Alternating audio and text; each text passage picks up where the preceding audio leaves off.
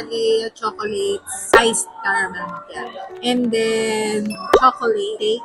I like it very much kasi this is my first time. Kailangan ko din ng socket na which is very good na idea. Then yun, so I've ordered it and nasayahan ako. Tamang-tama lang yung timpla niya. Hindi siya gaanong sobrang pait na which is, yun naman ang gusto ko. Hindi ko gusto ng matapang na iced coffee. Sa cake naman, hindi rin siya gaanong sweet which is good and hindi rin siya naman gano'n ka-bland. Yung texture niya, yung chocolate, na-indulge pa rin.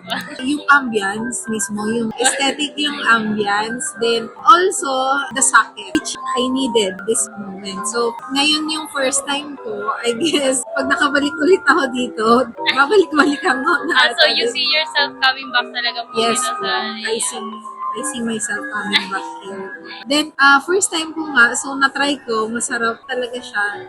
And mo-compete siya sa ibang, talagang masarap. So, maybe I will try another of this soon. Yung chocolate na, tatry ko soon.